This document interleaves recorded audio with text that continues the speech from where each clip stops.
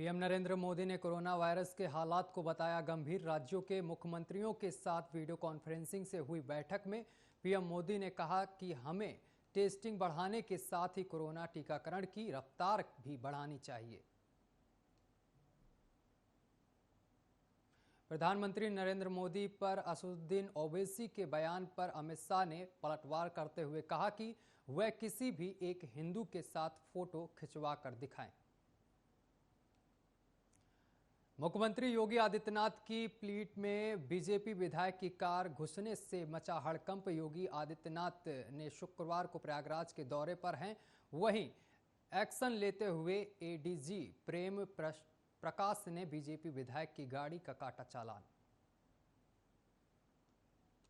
दिल्ली में तेजी से बढ़ रहे कोरोना के मामलों को देखते हुए दिल्ली सरकार ने बड़ा फैसला लिया है। राजधानी की सभी स्कूलों को अगले आदेश तक बंद रखने का ऐलान किया।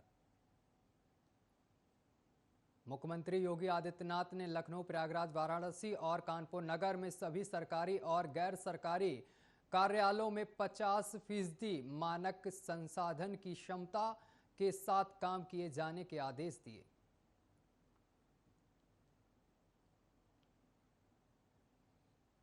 राहुल गांधी को शुक्रवार को केंद्रीय मंत्री रविशंकर प्रसाद ने निशाने पर लिया। एक के बाद एक किए गए ट्वीट में प्रसाद ने टीके की कमी का मुद्दा उठाने वाले कांग्रेस शासित प्रदेशों की सरकारों पर भी कई सवाल उठाए।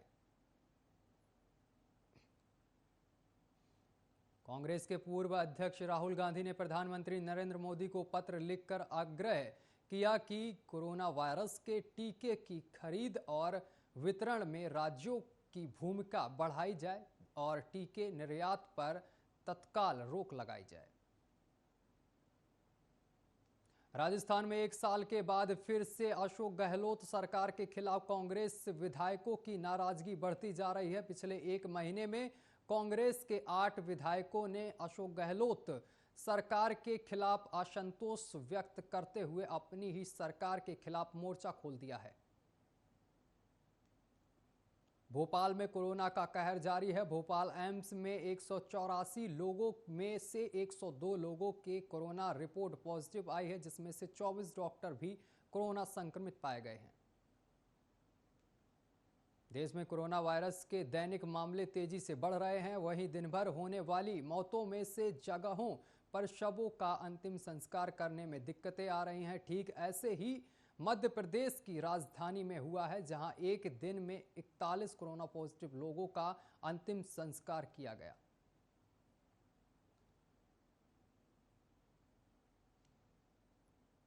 महाराष्ट्र सरकार ने कोरोना के बढ़ते मामलों को देखते हुए 11 अप्रैल को होने वाली एमपीएससी प्रवेश परीक्षा को आगामी आदेश तक स्थगित कर दिया। नक्सलियों के जरिए बंधक बनाए गए कोबरा बटालियन के जवान राकेश्वर सिंह मनहस को सही सलामत रिहा कर दिया गया है। वह 6 दिनों से नक्सलियों के कब्जे में थे। राकेश्वर को धर्मपाल सैनी ने के नेतृत्व में बनी टीम ने छुड़वाया।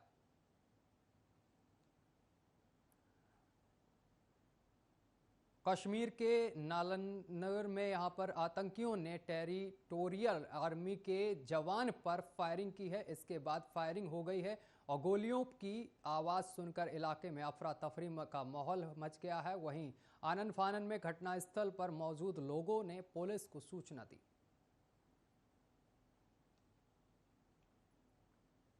कश्मीर के शोपिया में सुरक्षा बलों को बड़ी सफलता मिली है। सुरक्षा बलों की संयुक्त टीम ने अंसार गजवातुल हिंद के कमांडर इल्तियाज शाह को मार गिराया।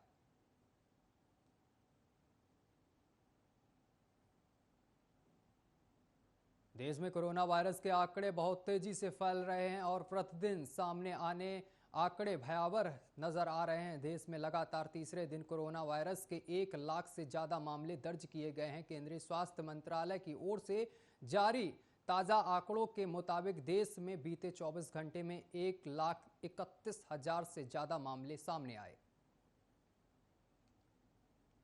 राष्ट्रीय AIF समिति के सामने दी गई एक प्रेजेंटेशन में सामने आया है कि 31 मार्च तक टीकाकरण करवाने के बाद 180 लोगों की मौत दर्ज की गई थी।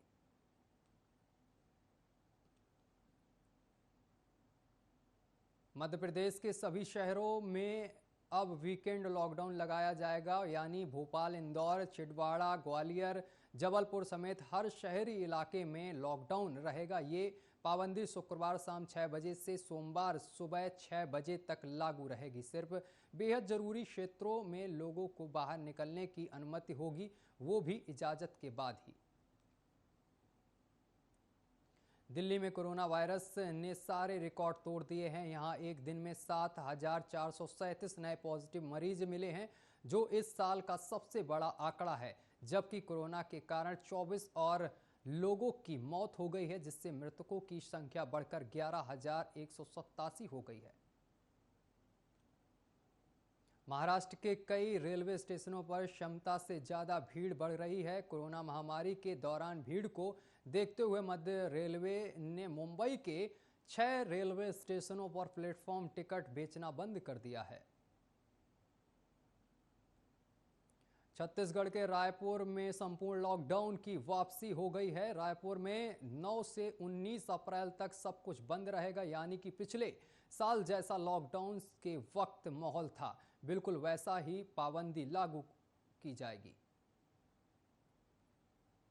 फरीदाबाद स्वास्थ्य विभाग ने हाल ही में एक मृतक व्यक्ति का सफलतापूर्वक टीकाकरण किया है। इसका बधाई संदेश भी व्यक्ति के पंजीकृत मोबाइल नंबर पर भेजा गया है। मृतक के परिजन हैरान में है कि 3 अप्रैल को जिस बुजुर्ग की मौत हो गई, वह SGM नगर के स्वास्थ्य केंद्र में 6 अप्रैल को टीकाकरण कैसे करा सकता है।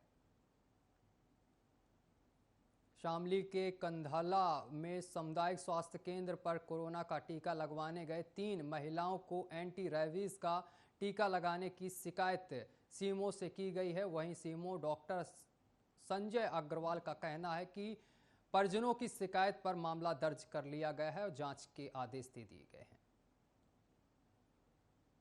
कोरोना वैक्सीन की किल्लत के कारण बद्री कुर्ला कॉम्प्लेक्स में कोविड-19 देखभाल केंद्र समेत कई टीकाकरण केंद्रों पर शुक्रवार की सुबह टीकाकरण रोक दिया गया। दिल्ली में कोरोना का कहर लगातार जारी है। गंगाराम हॉस्पिटल के बाद अब दिल्ली एम्स के 35 डॉक्टर कोरोना पॉजिटिव पाए गए हैं। खास बात यह है कि संक्रमित हुए सभी डॉक्टर कोरोना वैक्सीन की दोनों डोज लगवा चुके थे।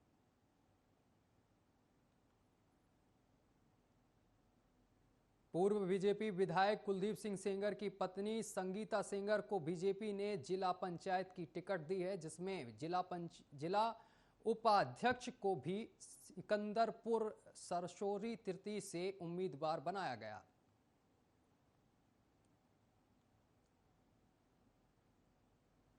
महामारी के बढ़ते प्रकोप को देखते हुए यहां पर बीच कई राज्य कोरोना मरीजों को बचाने के लिए ऑक्सीजन की किल्लत से जूझ रहे हैं। कोरोना मरीजों के लिए ऑक्सीजन संजीवनी का काम कर रही है, लेकिन देश में ऑक्सीजन के संकट से मरीजों की जान पर आफत मंडराने लगी है।